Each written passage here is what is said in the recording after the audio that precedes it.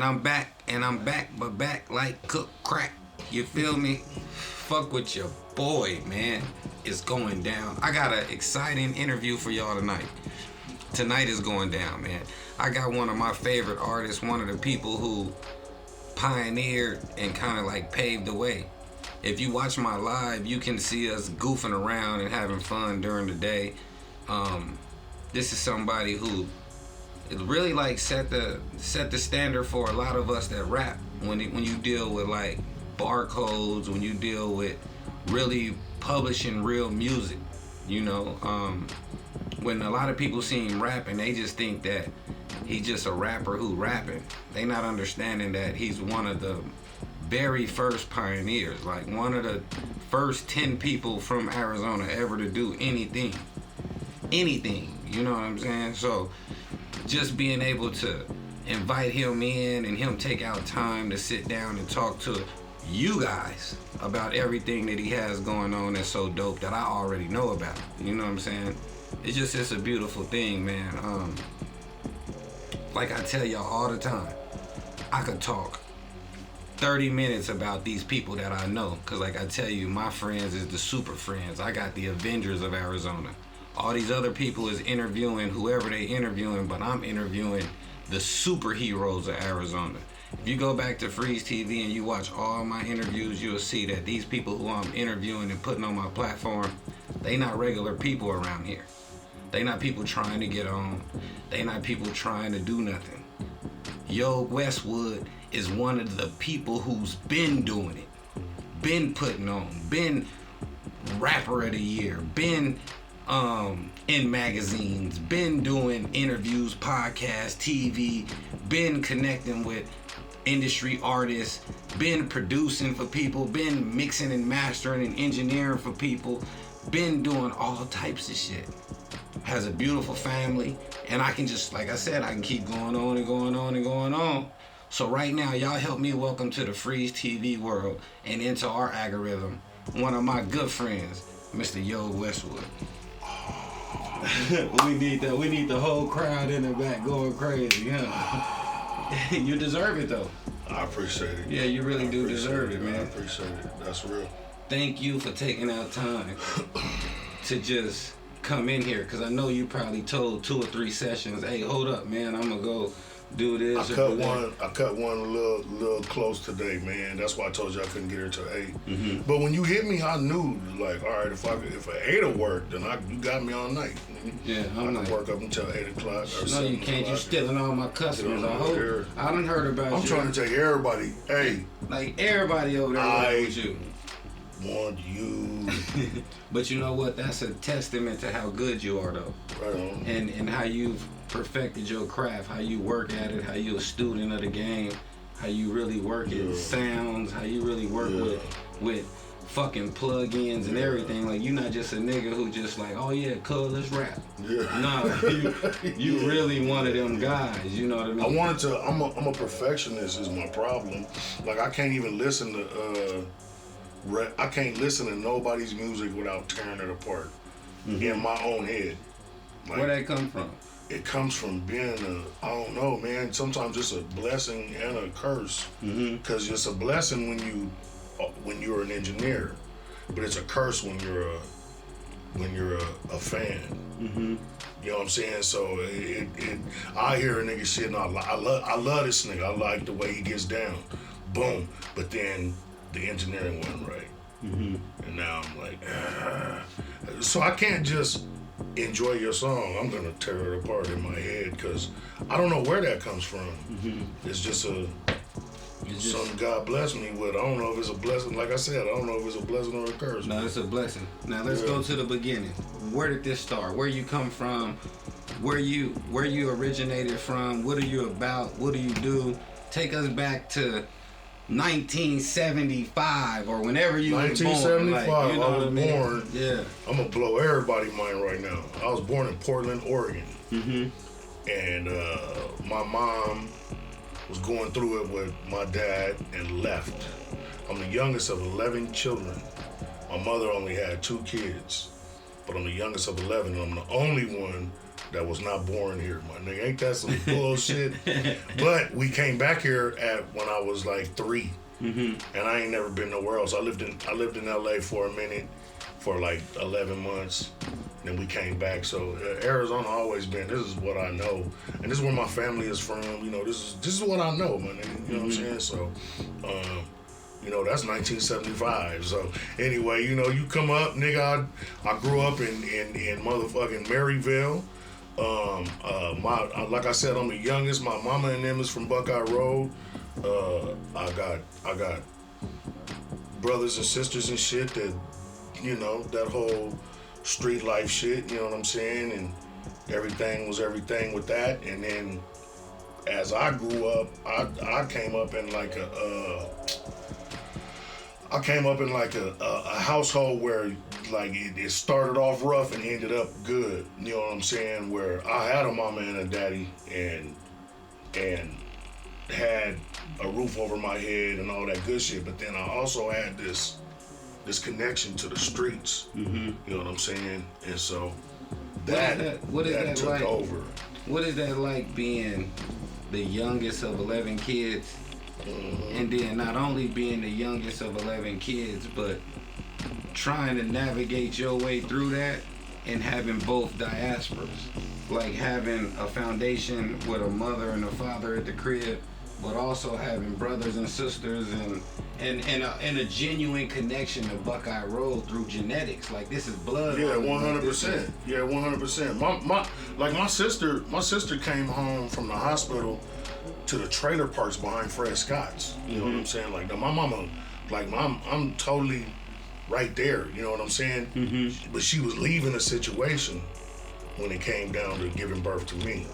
You know what I'm saying? She was leaving a situation. So, you know, having other brothers and sisters and shit, like I loved it. I love a big family. I love the fact that, you know, I got a connection in different parts of the cities and, you know what I'm saying, different situations. I love that. You know what I'm saying? So yeah, it ain't never played no big role on me of who I became. You know what I'm saying? Not at all. I am who I am because I was gonna be this nigga. It was already written. You know what I'm saying?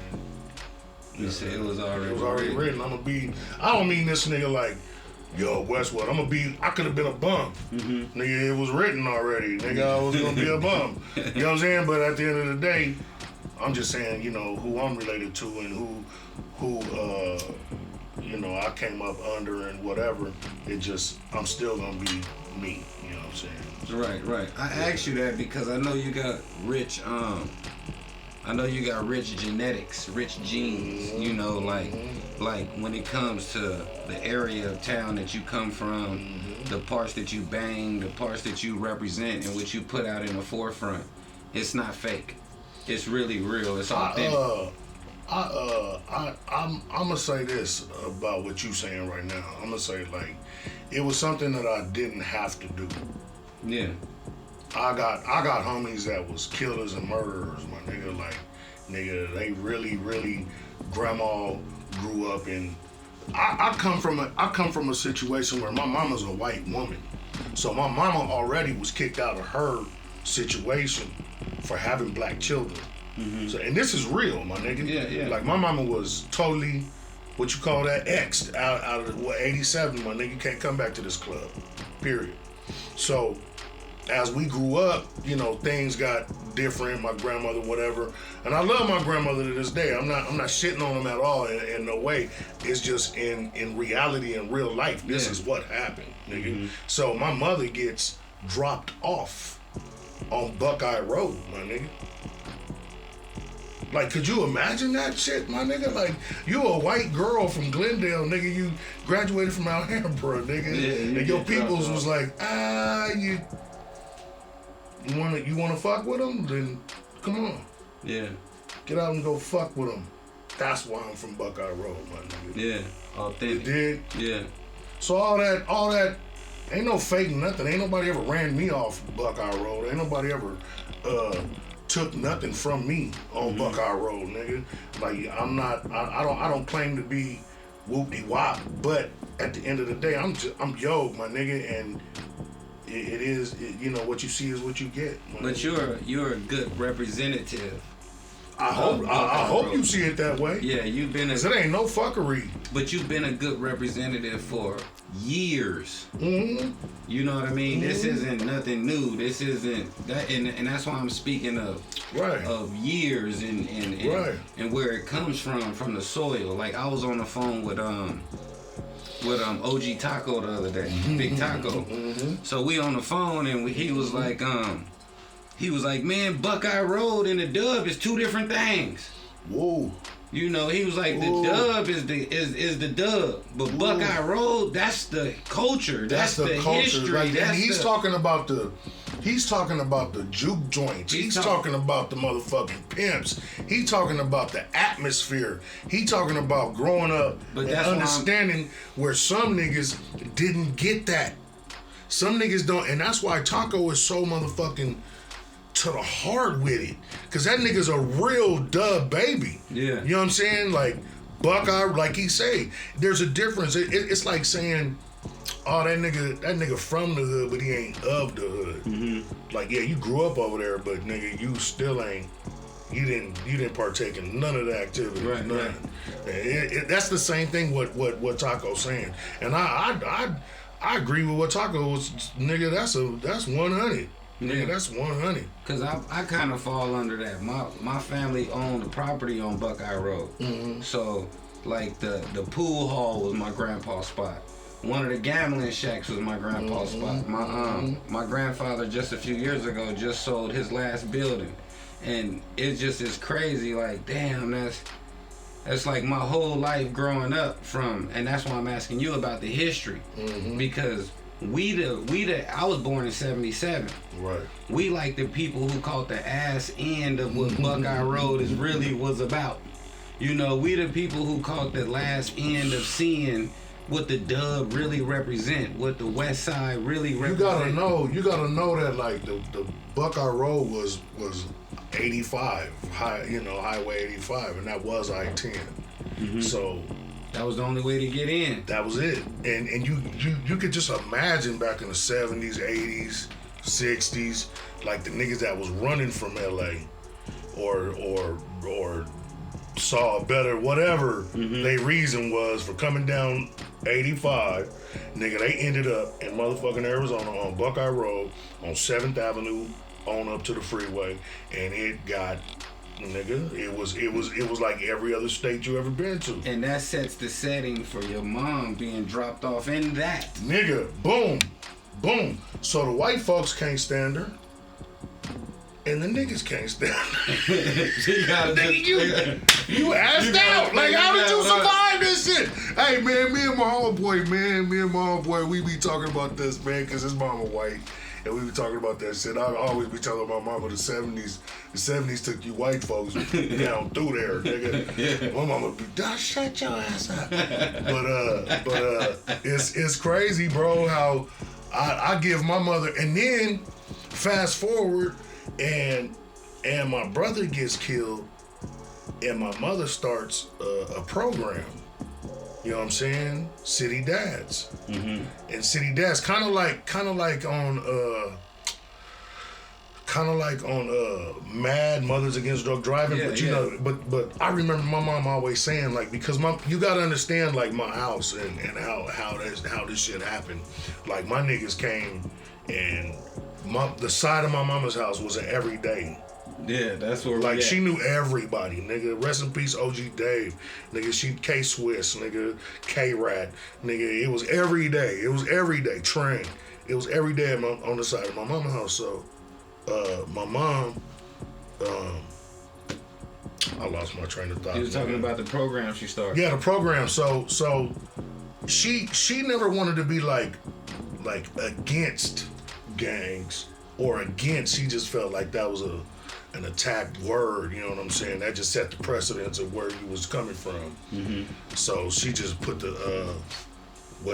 how she named it, but she named it in a situation where, nigga, she fucked around and did more for niggas than niggas.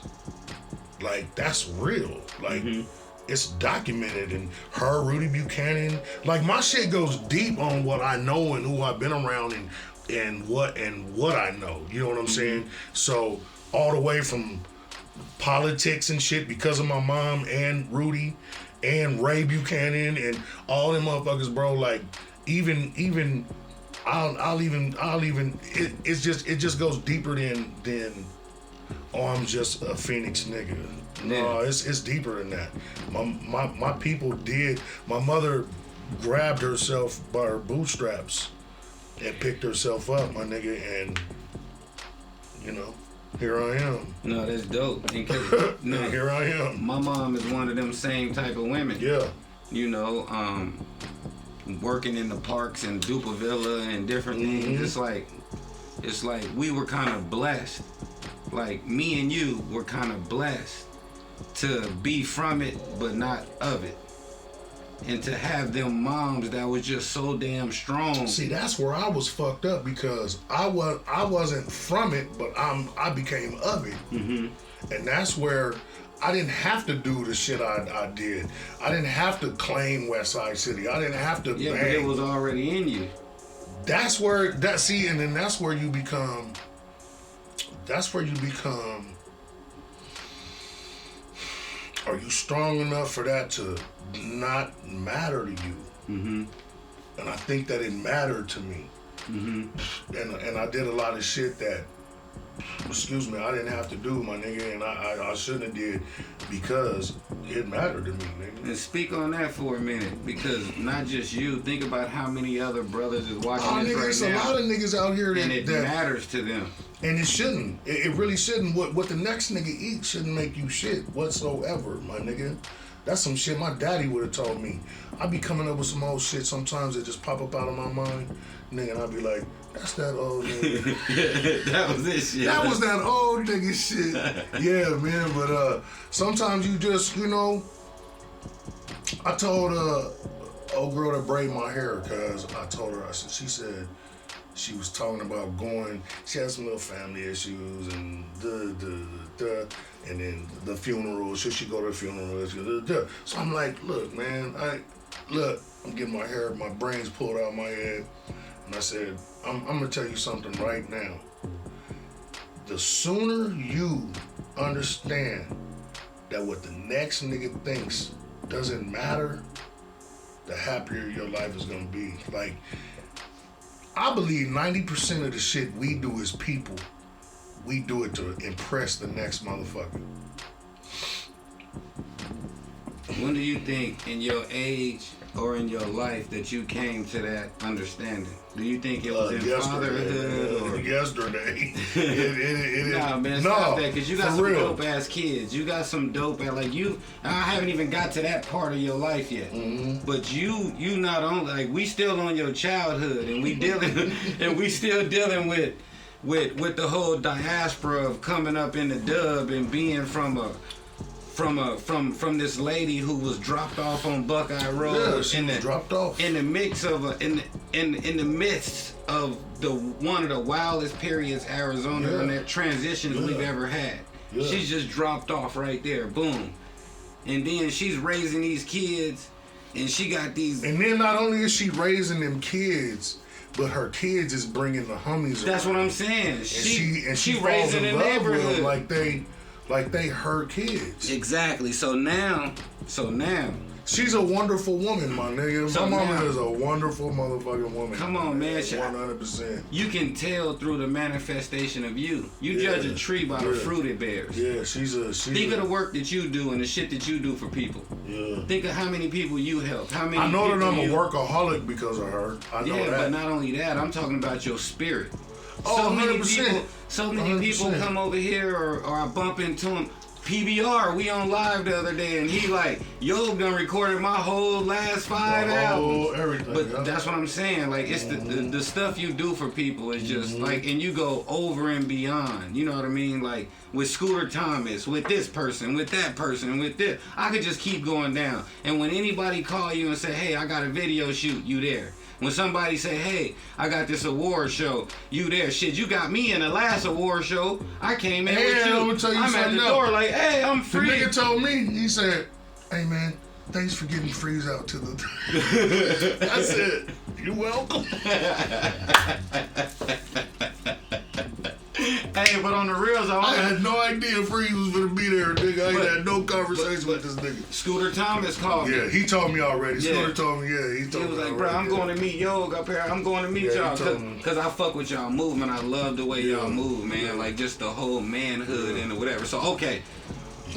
You got this dope ass mom. You going through these transitions. Dope ass mama. You meeting all these people. You meeting. You in the dub. You trying to fit in. You trying to whatever. Trying to fit in, nigga. Yeah. When did you get bit with this music bug and say? Because this started in high school. So my brother got killed in '90, and in '90 I was already thinking I was crippin', but I'm already thinking. That's the key word. Yeah. Thinking.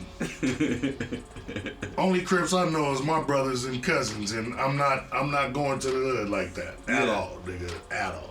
So boom, all I know is Crips, nigga. So we moved back from California about 1986, and we moved out there where my mama live right now. And when I was going to this school, so I went out there, and the motherfucking school. So I went to school all the way through like 87 through 90, way out west. Westview. So I was the first class in Westview, but I got kicked out of Westview. So I got kicked out of Westview for this. So I played football the first year, and our colors was gray and blue. So I kept telling the whole team, like, nigga, we Crips. And so I turned the whole football team. You putting them on. Without even putting them on. Just, nigga, if you gonna wear these colors, nigga, this is what it is. And that's what it was. Nigga, I had a gang of Air Force One, nigga, white boys from the Air Force, nigga. They daddies was Air Force peoples. Nigga, I had a gang of them motherfuckers out there throwing up C's, nigga, way out there. Before I even knew what I was doing, FREEZ. Yeah. I didn't even know what I was doing, my nigga. So anyway, it gets so big, nigga, that then you had these other white boys that didn't like the situation. So it kind of turned racial. Boom. Get into it. Boom, boom, boom, boom, boom, boom. I roll up there with a car full of motherfucking real Crips, nigga. Not the fake Crips. Yeah, I roll up with a car full of real Crips, nigga, and I get arrested. And so I got arrested, and also can't come back to that school, which is Westview. That's my school I go to. Boom. I can name the niggas that was with me, but anyway. Yeah.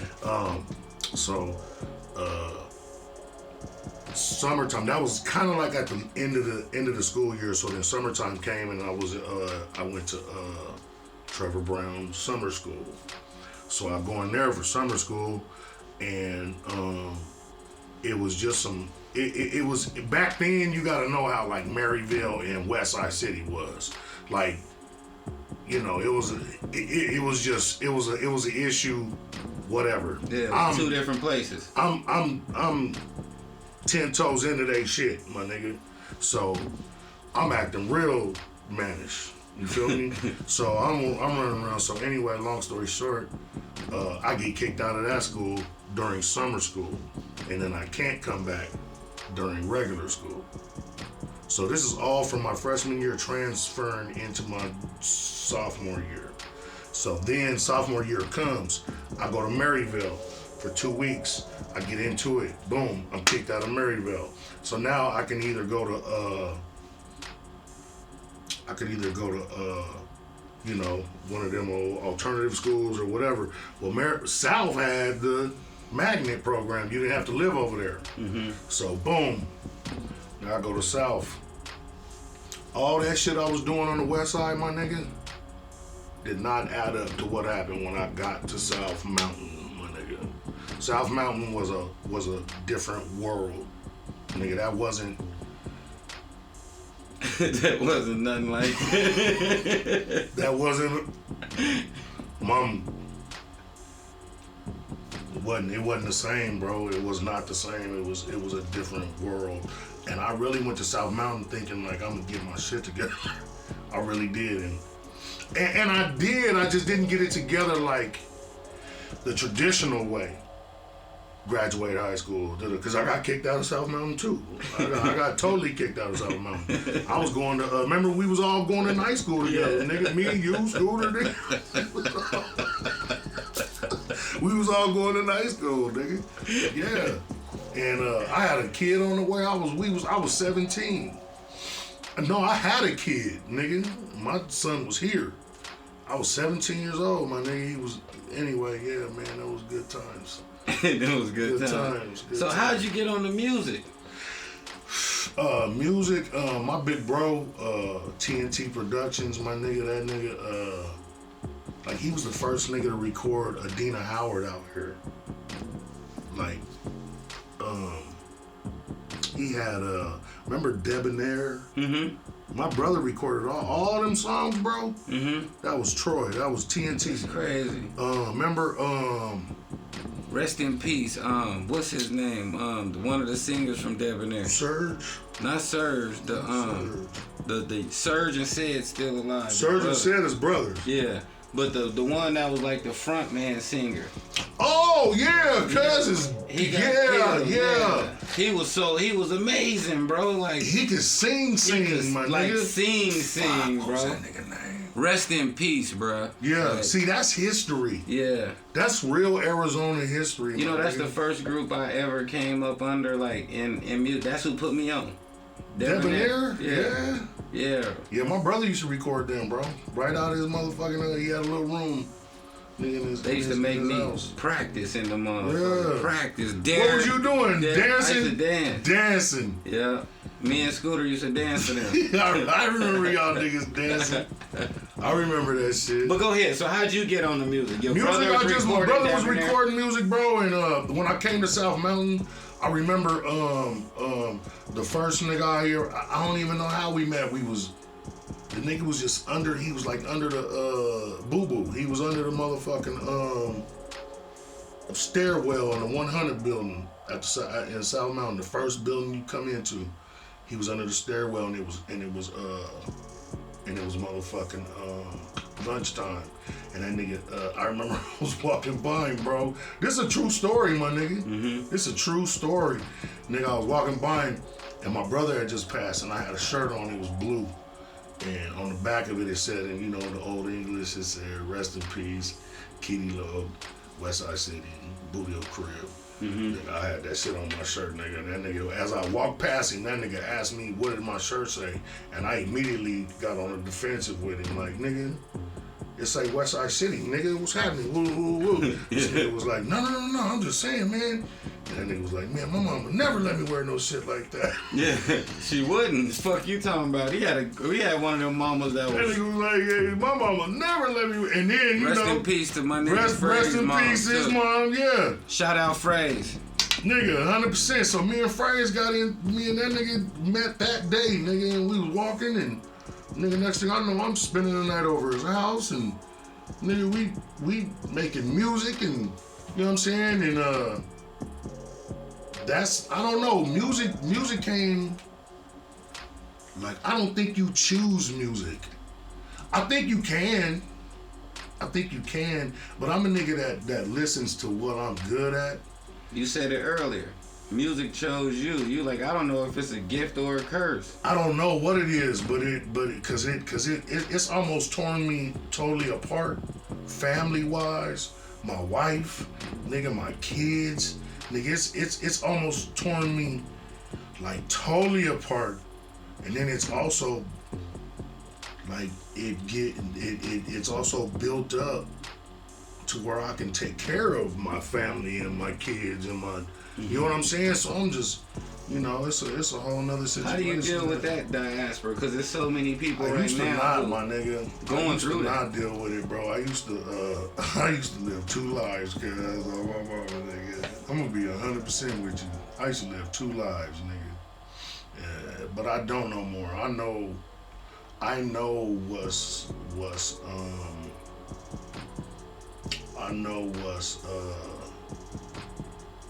what's good and what ain't, my nigga. I know, you know.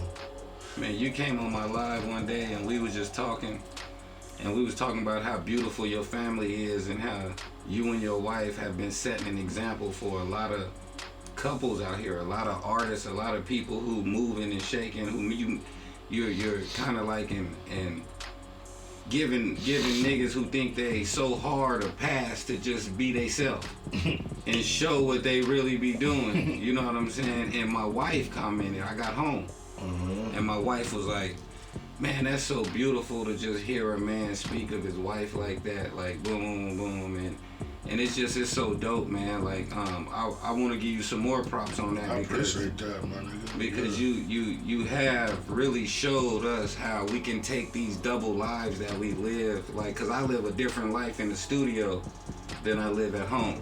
Right. You know, when I'm in the studio, I'm FREEZ and I'm this nigga, but when I go home, I'm Foster and I'm But Daddy. see, that what I've learned with me is that will fuck around and take you to a whole nother level of something that you don't even mean to be part of, to disrespect your situation. So it'll take you there. It will. Period, point blank. That's where it's going. So at the end of the day, I just look at it like, if I can have mine involved with it. Bro, one night I was at I did a show in Las Vegas at the Hard Rock. I don't know if it was Hard Rock. It was one of them damn things. But it was with Cube and the West Side Connection thing. So I did this shit with them, bro. And at the end of the night, you know, we all backstage, and it was Mac 10, it was Game, it was everybody. We all backstage, and these niggas all got bottles and shit. And Cube come walking through, nigga with his wife, trying to get the fuck away from everybody in that motherfucker. And if you look at Cube and what he's worth and what he knows and what he's done and what he's already experienced, and you look at all that shit, my nigga, and you go, out of all these niggas, so let's just name everybody I just named right now, all the way to Game.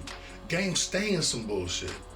Stay in some bullshit because he's doing something that it makes no sense. Why are you acting like this?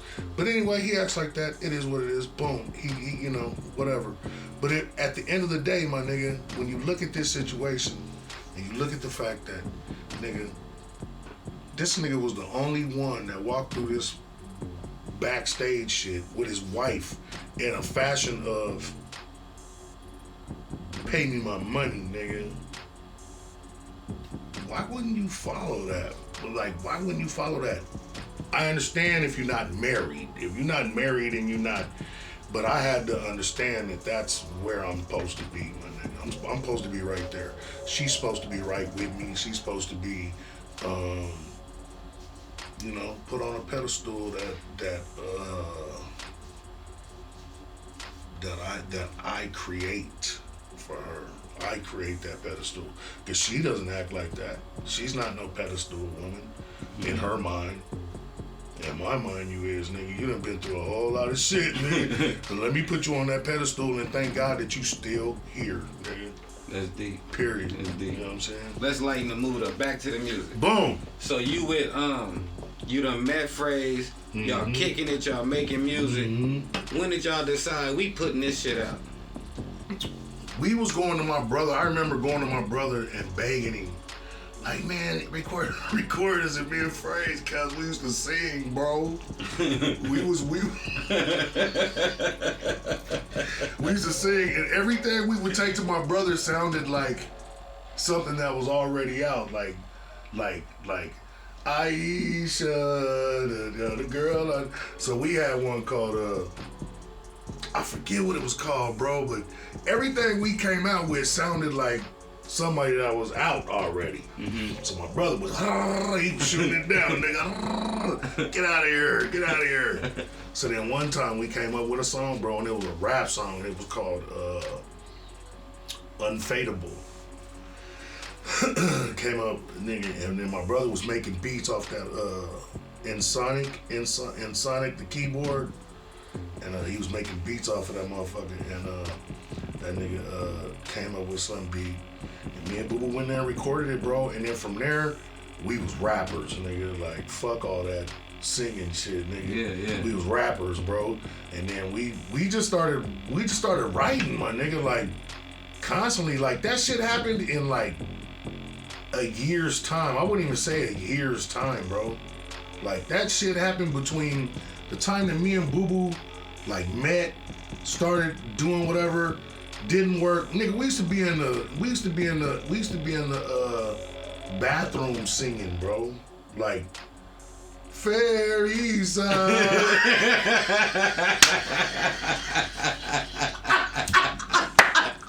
You smoke crack, don't you? You smoke crack, don't you? You wanna die? Nigga, I promise you, me and that nigga used to be in the bathroom singing, cuz, like, we did, bro. We was in there getting it in, but you know that wasn't meant for us. You know? Was singing lead, nigga. I was rewriting as we went, nigga. But yeah, bro, we had a good time, man. We had a good time. But that shit happened in like a year, bro. It just, everything just started happening, and it really just started happening. And then I think all that shit happened our sophomore year. Junior year, everybody was already mad at each other. Everybody was mad at each other. Junior year, nigga, I think y'all was still fucking with each other because we went to night school together. But like Boys in Black, boom, gone. Them niggas stopped fucking with each other. The step team, it kind of dispersed. You know, everything just kind of fell apart around 93-ish, 94-ish. But me and Boo Boo, we didn't talk. We didn't do none of that shit all the way from like junior year up to now. Like, man, you know, everything we did was like a year, maybe a year and a half. Before we got to high school, PBR was rapping. Fucking and PBR. He was recording. Hums and them was making him beats off the Sega Genesis. They was he was taking the sounds off that? I don't know. I still ain't figured this shit out. But he was taking the sounds off the Sega Genesis off of like Sonic the Hedgehog and these different games. He was taking these sounds and making the beats out of this shit. Damn. He was dope. Like, he was sampling and playing with them keyboards like way back then. He was dope. And PBR and them would be rapping over that shit, but nothing was really good. After they heard y'all shit, that's when PBR felt like he was gonna dish y'all. Yeah. But he on the block, like, bruh, like, it's some people with some shit out already. Right. You know, it's some people who coming. Right. And he was. We had vinyl. That's what I'm saying. Yeah, we had vinyl, nigga. Y'all made records. him go get records. Yeah. You know what I know. Yeah, I know. He was copying y'all. Bro, I remember sitting in the quad. But he didn't ever tell me all of this until we was on live the other day. And now when I think back, it all makes sense. Yeah, it all makes sense. I remember sitting in the quad, nigga, and I'm listening to this shit. And that nigga said whatever he said. Nigga, I got into it with Ray Ray. I got into it with Tony Scott, T. Scott, all over that nigga La Rich, bro. Saying what he said in that motherfucking song. But then I had to understand. I don't care, nigga. That nigga, at the time, nigga, I'll stand on how I felt, nigga. At the time, nigga, you was out of line, and I wanted to hurt you, nigga. And I could have hurt you bad, but you know, it just. He said he was just cloud chasing. I you know, good thing I did have a better mind than to go and do something to this nigga, but that hurt a nigga, bro. Like, that hurt a nigga. Like, I don't even know, cuz. Like, I don't even know you, nigga. And you did some shit and said some shit to me, like, wow. You know what I'm saying? And it just, but you also got to understand, like I said, me and Boo Boo, nigga, that shit happened within a year. That wasn't a long span of time, bro. So when me and Boo Boo was making our little moves, it might have been 7 months into it. All of a sudden, boom, here come this nigga that I don't know nobody from the South Side at this point, my nigga. Nobody. Not like nobody, but I don't know this nigga, man. You don't know him. I don't know this nigga. I happen to go to the South Mountain because I done got kicked out of every other school. Yeah, don't even really want to be there. Don't want to be there, nigga. I want to go run them West Side schools because I was running them, nigga. But anyway, you know, at the end of the day, man, it was a. So then when PBR started calling me, and we start, talking and whoop-de-whoop-de-wop, that nigga, one of the first things that nigga said, bro, was like, man, yo, I just want to apologize to you. Da-da-da-da. And I thank God that we are both able to come and live to a point to where he's able to say that to me. You know what I'm saying? Like, nigga, I gotta respect that. You gotta respect that, my nigga. Yeah, but you're the ultimate man, though. So it's a little different. He probably couldn't have came to you. It sounds good when you say that. But I'm just saying, he probably couldn't come to you with that apology at the time. But he couldn't have, because at the time I really wanted blood, my nigga. Mm-hmm. I really, really did. You told me I could smoke cigarettes. You do whatever you want to do. Nobody's gonna tell on you. Nah. Because you own this motherfucker. Yeah, they don't fuck with me. But yeah, man, at the end of the day, man, I wanted to hurt La Rish. So now hurt your. Ooh, I wanted to hurt that nigga. I wanted to, cause that nigga got like Go ahead. That nigga got like the Caribbean waves. They not just regular. He got some Indian in him. You know how most niggas be like, I got that Cherokee. No, he got it. Yeah. That nigga La Riz got Cherokee in him because them waves, them Caribbeans, nigga. Them Caribbeans. Nah, fuck it. So after you and Boo Boo drifted apart, like we were saying, everything was splitting up. That was a whole different phase, and I'm gonna bring you back for a different show. And we go now for real, because OG Taco was just giving me some game, and I'm just sitting there talking to him, and I'm like, you know what? He was like, bro, you gotta do something that's just about Arizona, like this rapping interviews and these artists and these people you interview, and that's cool. But I want you to do something about Phoenix. Like, let's take them back and take them through the history. Like, let's tell them. Like, he was breaking down the other day to me, where he was like, bro, I remember when you was a kid and everybody was little and y'all used to be playing and we used to be doing different shit, and the parks would be playing against the parks and different shit be going on. He said, but then when crack hit, he was like, not only did sides of town split up, but actual neighborhoods split up to where it's stories that gotta be told. It's stuff like I could look up LA and I could watch all their history. Right. I could look up Detroit. But it's an Arizona story to be told. It's an Arizona story to be told. And I know some of the key players personally. I've been blessed to, like you said, to be one of them people where I'm originally from these places. Like, I don't have to go over there and find nobody. I can just go talk to my grandma or my uncle or my cousin or you know what I mean? Like, I can really get the sauce. But, so, now we in the music. When did you decide, I'm just finna do this shit by myself? That was later on in life, bro. I stopped dealing with music probably in my senior year. I didn't do no music until 2005. So you just hung it up? I didn't. About a 10-year break. I built cars, nigga, and went on trips. You got some of the dopest cars. What got you into building them motherfucking cars? You got drop top switches. I done seen you with everything. You done escalated them. You done did that. It's nothing you pretty much. I've been in cars my whole life. My big brothers always had this shit: hydraulics, spoke rims, lowriders. And then, as they got older, and as life permitted, niggas is riding around in Benzes, and I like that shit. I like cars, nigga. And I like cars, nigga. Is that something that like relaxes you? Is that something that you like to do to like just? Because I know you like to cook too. You like to grill. I like to grill. Yeah, you like to grill. I can't get in the kitchen and do nothing. But you damn sure, boy. For years you've been like. Dark outside, 4 a.m. While you lame ass niggas sleep, I'm getting my smoke ready. One of these motherfuckers. Yeah, man. Like, what do you like? Is these things that you like to do? I don't know, cause I remember my son's first birthday, my nigga, 1995. Nigga, I had all this chicken on the grill, and this would have been my first time ever grilling, nigga. And I don't know what happened, but that motherfucker caught on fire, nigga. And We on 19th Avenue in Southern, my nigga, in my wife's backyard, her mama backyard, and nigga, the motherfucker caught on fire. I remember me and my son was dressed the same, nigga. We was looking cute and shit, and I was trying to barbecue and didn't know what I was doing, nigga. And her uncle came and was like, man, if you don't get your ass out the way. And her uncle had to finish the barbecue, and I just from that point, nigga, I said, I wish a nigga would come.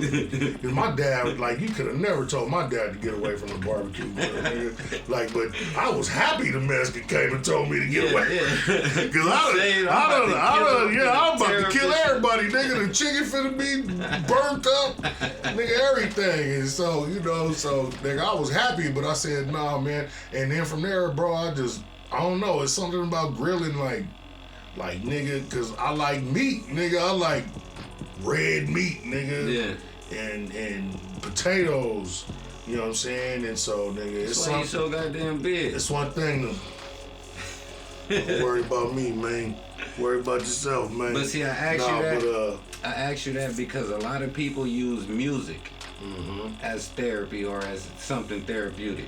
I have a few different therapeutic ways of doing shit. From this story, music has just been like your life. It picked you. So music done tore you apart. Music done put you back together. So music got to where I left it alone because it was disappointing me. And it was disappointing me in a way of, like, I knew I was supposed to be somewhere I just couldn't fucking get. I don't know why. I don't know. I just felt like I couldn't get there, nigga. And it was disappointing me. So it got to the point where I wasn't making no money at this, so I had to go do what was making me some bread. And so that was leaving music totally alone. And so I left it alone. I built a few cars. Nigga, I sold a few houses and, you know what I'm saying, and lived good. But then in 2005, my nigga, I was at the Blaze nightclub and I ran into Boo Boo. Nigga, I ain't seen this nigga from 95 until 2005. I ain't seen him. 10 years. So I run into him, man, and this nigga telling me about this studio. So this is the other thing you gotta know is that, like, when me and Boo Boo was doing PBR, nigga, back in the days, like, we had reel-to-reels and DAT machines and, nigga, tracks. Like, nigga, it wasn't just delete it and let's do it again. Like, nigga, if you fucked up, I remember niggas getting mad at you. Yeah, nigga, cause we gotta do that all. Yeah, all of that gotta be done again. So, you know, those were the times that we had. So Boo Boo's telling me he got a studio. So I'm like, nigga, I'm thinking studio that we know about. You know what I'm saying? I'm like, all right. So he's like, man, you need to come by. I'm on 40th Street in McDowell. I said, all right, my nigga. So I go up in here, man, and I sit in this fucking office, bro. And the office got like I promise you this. Nigga, it's an office space. This nigga got a desk, a little old computer, and an Iowa. Remember them Iowa stereo systems? With an Iowa stereo system, and then one of those partitions and Chinese partitions. This was his booth. Boom. I'm in here and I'm upset that I even came, bro, because the nigga told me he had a studio, man. Yeah. But then he played one of them songs. I was blown away, my nigga. I said, Boo Boo, you didn't do this shit. That nigga was like, nigga, I recorded that right here, nigga. Because, you know, Boo Boo's a beast. Yeah. That nigga is a beast. He did all my first stuff I ever did. He's a beast. Me and that nigga started music together, nigga. But, nigga, that nigga took me in that little fucking room, nigga, that I thought was a office space, nigga. Played me some shit I could not believe. I was like, wow. Then he started basically teaching me, like, nigga, back then it was Cakewalk. It wasn't Pro Tools. Right. We do a Cakewalk, Sonar, nigga, Fruity Loops. And that nigga gave me all them programs, my nigga. I went and bought a little E-Machines computer. That nigga gave me all them programs. And I started fucking making beats. I wasn't even rapping or nothing. And then one night the nigga called me. He was like, man, Willie Northpole want to get on this track. So I was like, I don't give a fuck. I didn't even know who Willie Northpole was. So he was like, yeah, he want to get. I don't even think they called him Willie Northpole at the time. Anyway, he was like, yeah, he want to get on the track. And I was like, all right, cool, whatever. So I go over there the next day, and they all on this track, and then they want me to do the hook. It was called All I Have. Dun, dun, dun, dun, dun. Anyway, so I went and got on that motherfucker, and that was one of the tracks that really stayed until the very end of them going through all the tracks he had to make his album. You know what I'm saying? And it actually could have made it, but it was some old underlying shit that happened with that. But anyway. That's dope. That's dope. Yeah. So then you built off of that, and then I look up and you got your own studio across the hallway.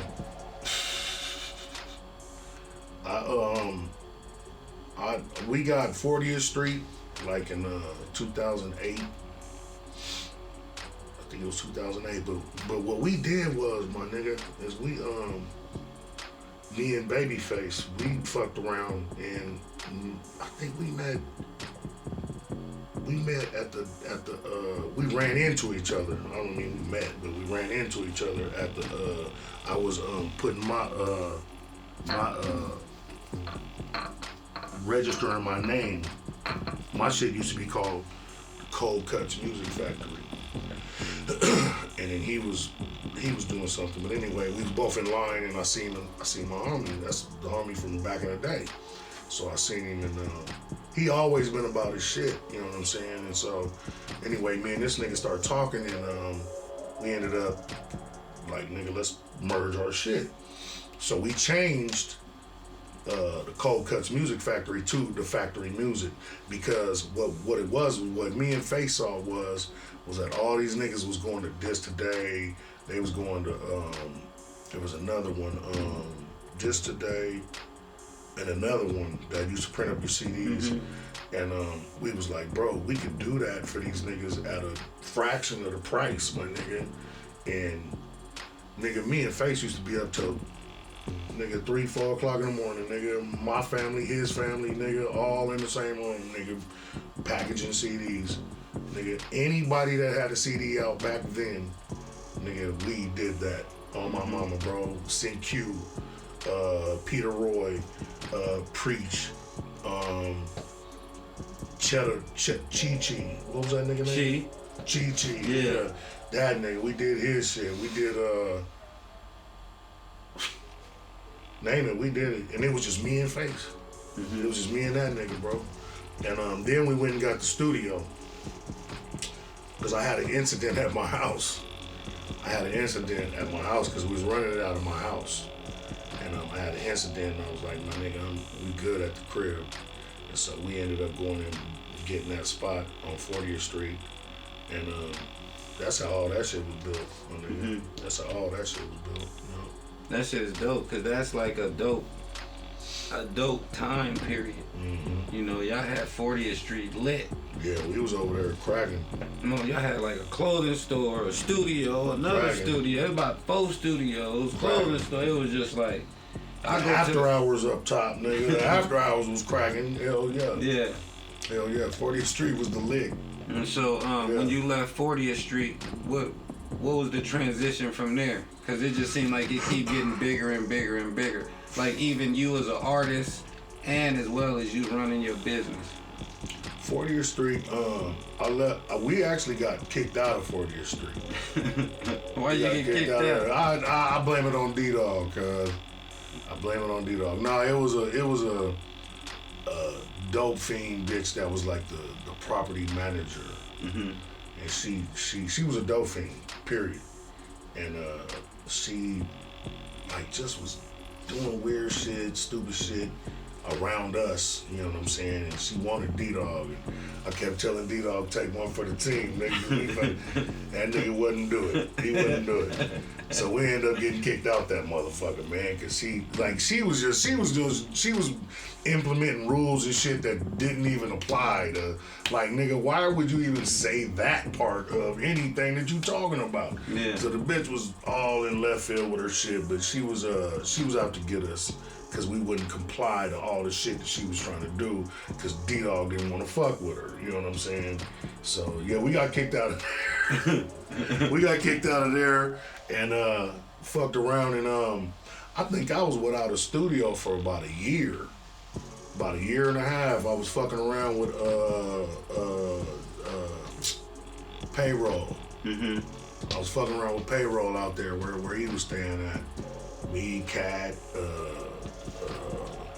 Dirty Dan. We was all fucking around. Like that's where that's where Cat did the hook to me and E40's track.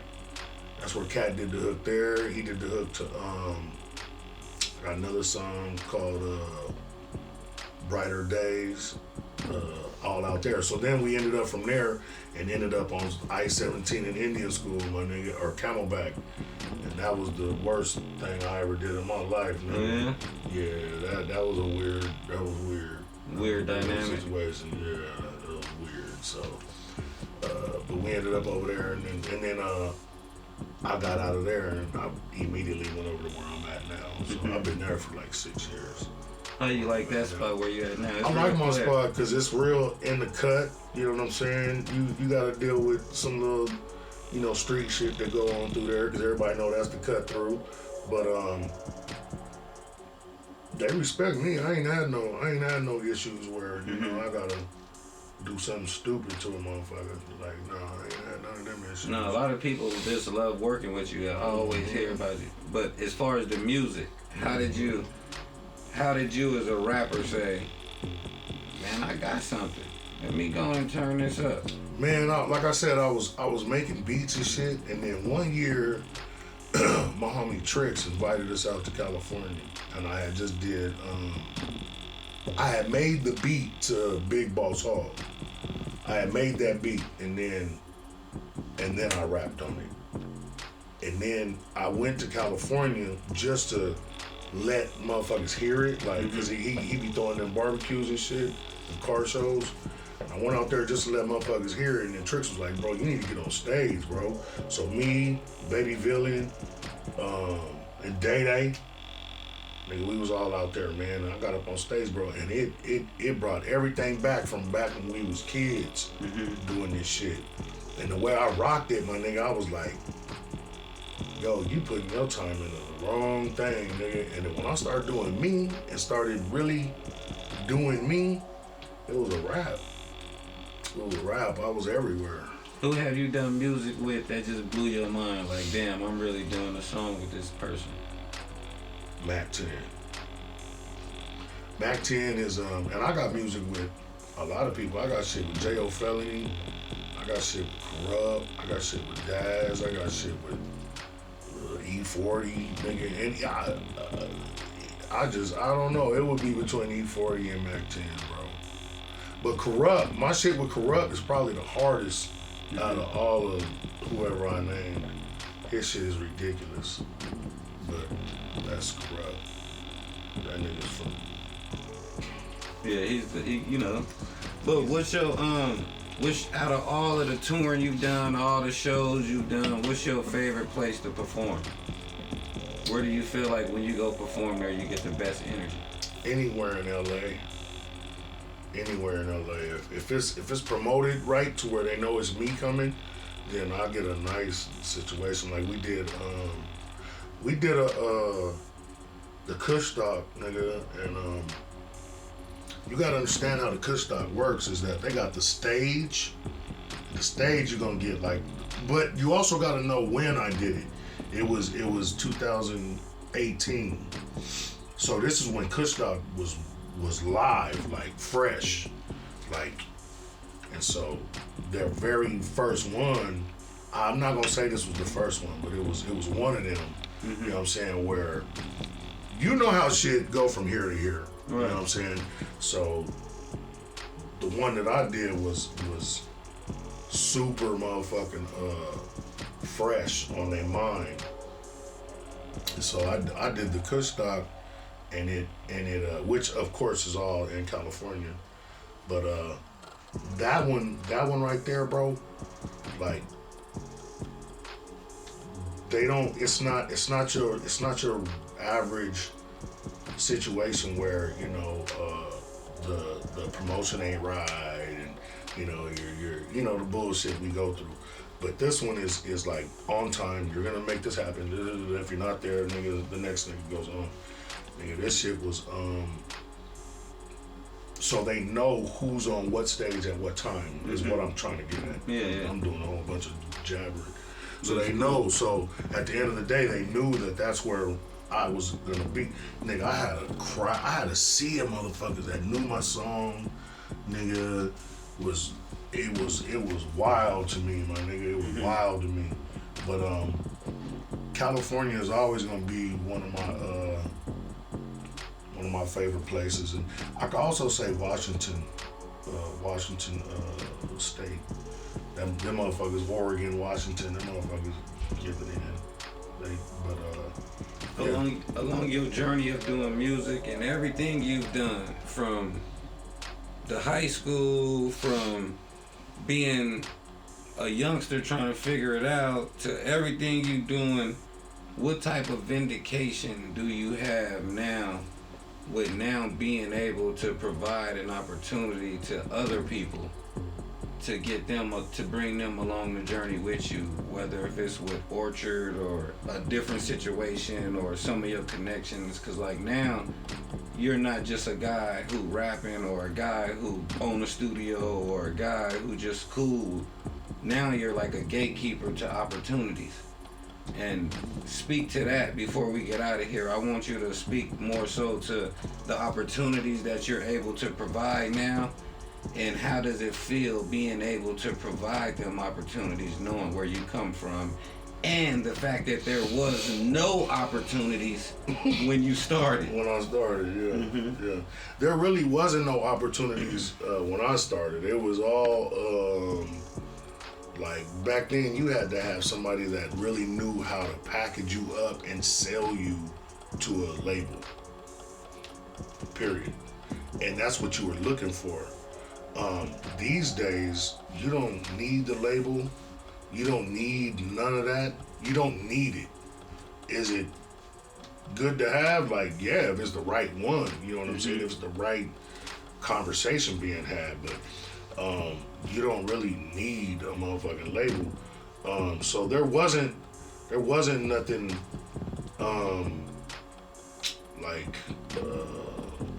there was no opportunity back in the days. And I think I kind of like it like that. I like it like that better than what we got going on now, because at this point you got motherfuckers who you have a platform that a lot of motherfuckers don't deserve to have.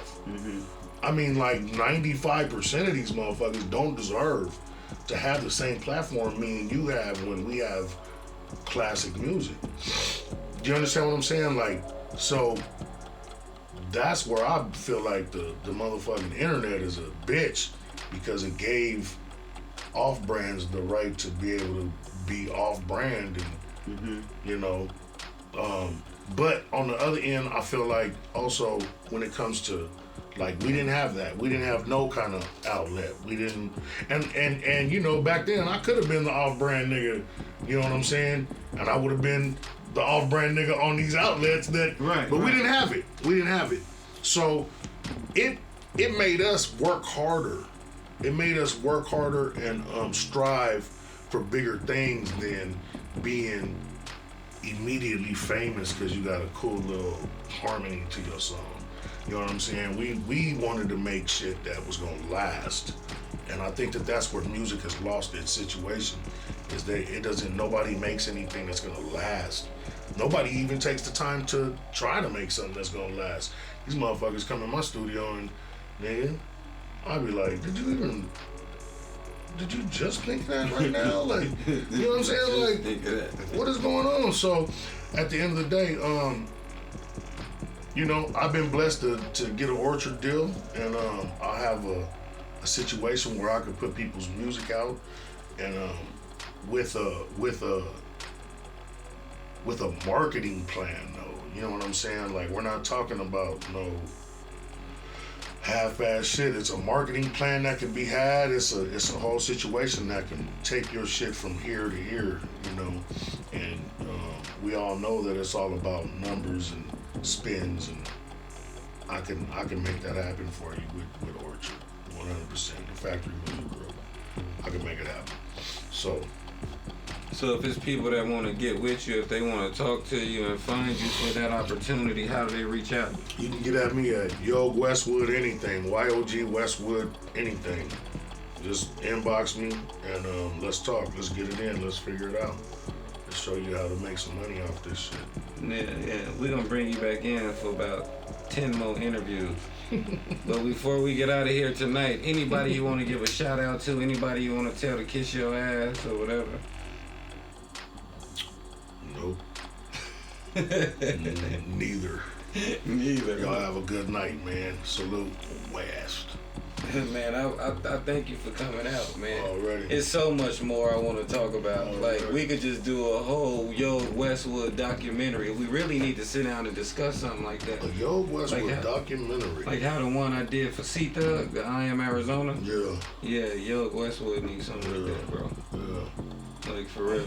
I'm with whatever, man. Let's Because do we didn't a even documentary. in this interview we didn't talk about you being the West Coast rapper of the year. 5 times in a row. You know what I'm saying? We ain't talk about that. Yeah. We haven't talked about just a lot of other stuff. It's some stories I want to talk about in particular. You know what I mean? It's just stuff that didn't even come up. Right. But I'm glad that we was able to keep it positive and stay focused on what these people need to hear. Yeah. Because you're one of them people. You're what these kids that my daughter say. You're him. You're him. Yeah, you're him. You know what I'm saying? You're him, and it's a blessing for me to even know you. You know what I'm saying? Like, and for us to have the type of friendship that we have, where we can share the highs and share the lows. Mm-hmm. You know what I mean? And there was a time in our friendship where I let other friends influence me and my thinking, and just like me not even spending the friendship time with you that I want to share with you. Cause you do great things. You do fish fries on Sundays. You do barbecues at the studio. Just pull up. You do bring your own liquor. This That's and it. that. Like, I foot the whole bill. you Come do. on. Yeah, like you do so much, Come man. fellowship. No sides. Yeah. And let me tell you No what sides, no sides man. mean. No sides started out as like no sides. We was just meat, nigga. and then like my sis, shout out to Dana. Dana started bringing them motherfucking beans, nigga. Then she started bringing beans and cornbread. Then somebody brought salad. Then so that went to no sides. Yeah. So but everybody was stuck on the no sides. So I turned it into no sides Sunday. I don't care what side you from. Nigga, come over here and hang out with us, and it don't matter what side of town you from, my nigga. No sides. Come over here and hang out, nigga. Yeah. Fellowship with your niggas, man. That's dope. Because my shit, my area, my studio, I really believe that I'm a no-fly zone over there. All that bullshit, because I record niggas from the Vistas, and them niggas from the Vistas be mad at him because they're recording with me. You know what I'm saying? Like, it be some politics going on, but I don't allow that shit around me, my nigga, around what I'm doing. Nigga, if I'm fucking with my nigga, and he from the Vistas, and he's in here doing business with me, nigga, and my homeboy walk in, and I can already feel, nah, homie, you gotta, this is business, I'm working right now, you know what I'm saying? Like, I'm not allowing none of that bullshit in the studio. Niggas die in the studio, cuz they die, nigga. He said they die. Nigga, they die, nigga. I ain't trying to die in the lab, nigga, especially on my watch. Yeah. I'm good on that. Yeah. I'm super good on that. I don't want that RIP to nigga. Man, that's a whole nother topic. We could do a whole thing about just shit that doesn't happen in the studio. You know what I mean? Like, man, like, just like that's a whole nigga, nother. my first studio, bro. This is why I don't allow pistols in my shit. And a lot of niggas ain't ever came back to my studio because I don't allow it. It's my lab, and it's guns in there. Like, but you don't have to come in here, nigga. My studio ain't no bigger than this fucking room right here, right? Mm-hmm. So we gotta shoot 'em up, bang bang in this little motherfucker. If you can't get your hands dirty and bust it up, nigga, fucking with this nigga in here, you don't need to be in here, nigga, at all. We're not dying today. Nobody's dying today. No, we pro-life. Yeah, we pro-life. Nobody's dying today. Yeah, fuck all that. Man, Yeah. that's dope. Thank you, man. I really appreciate it, man. Thank you right. for just being who you are, the man you are, the engineer, the friend, the father. You know, congratulations to that beautiful daughter of yours that done went out of the country and played basketball. Man, this see, girl, look, we haven't. I told you it's so much more to talk about, and now she bodybuilding. What's that all about? You know what? I posted them pictures, nigga, and then I got mad at myself. I said, it's goofy, huh? You was like, I'm dumb as hell. What did I do? Why did I post them? No sides. You threw that meat out there. No sides. She got them big old thigh leg. All right, I'm out of here.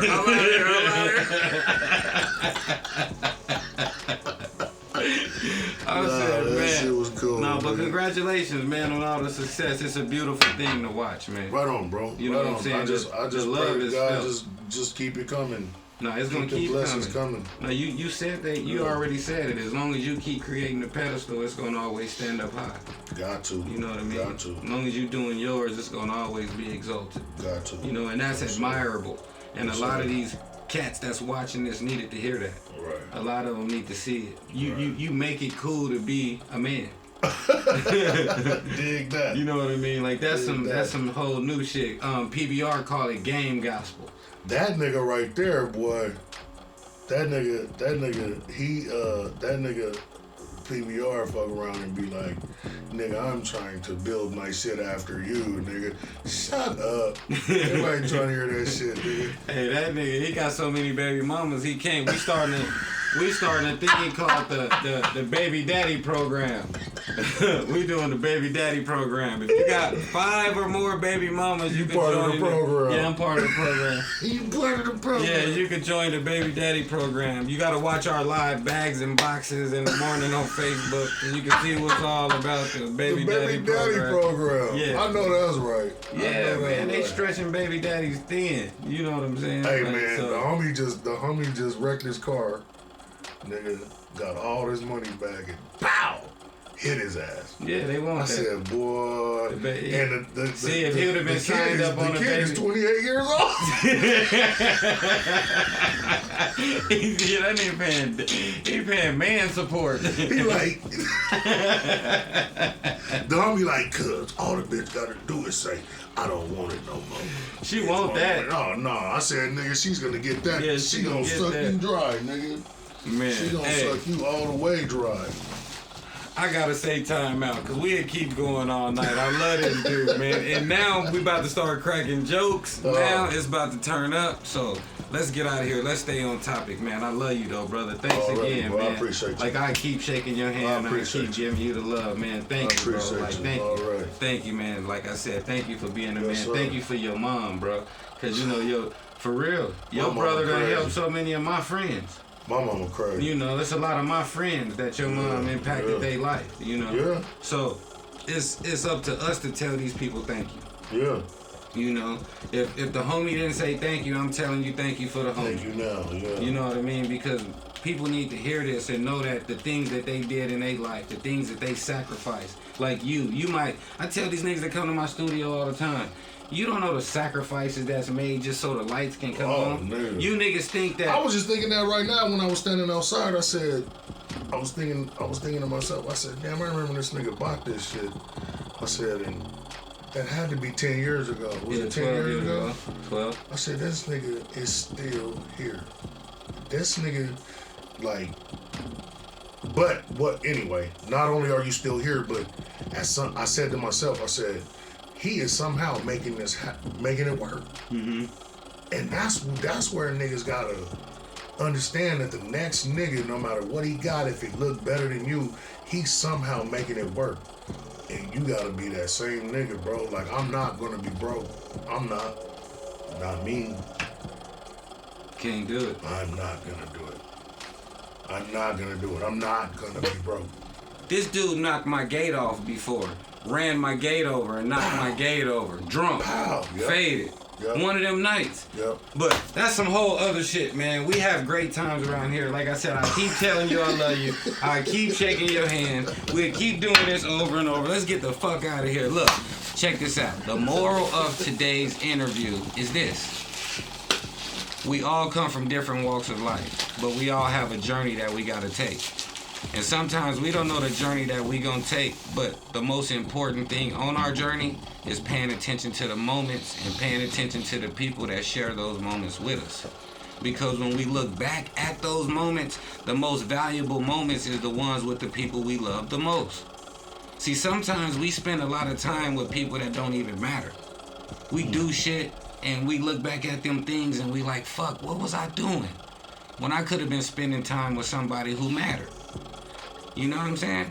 Like right now, when I talk to Yo takes me back in my mind and he takes me to a happy place of being with people that I love. And he's a manifestation of how it's cool to be a man. Don't be scared to be a man. Live in your moment. Be the best that you can be. Don't worry about what the homies is on. Don't worry about what this is happening, that is happening. Stay focused on you. Because remember, like I tell you all the time, today will soon be two things. It'll soon be yesterday, and it'll soon be tomorrow. And whatever you do today is what's going to determine your tomorrow.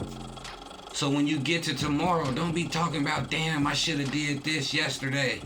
If you're trying to put music out and you want worldwide distribution and you want to be locked in with a solid company like Orchard or something like that, hit Yo. He got the plug. My nigga got the plug. Take advantage of these opportunities, man. We have to live in our moments. If we don't, we just wasting time. So remember, like I tell you, and all the goofies tell you, like, comment, subscribe. You feel me? Share the video. Hey guys, fuck with your boy, man. Hit the Cash App, $ FREEZTV, and go follow Yo Westwood on everything. And like I said, man, don't be afraid to be a man. Yo Westwood is a living example that it's cool to be a man. Fuck with your boy, man. I'm out. Peace.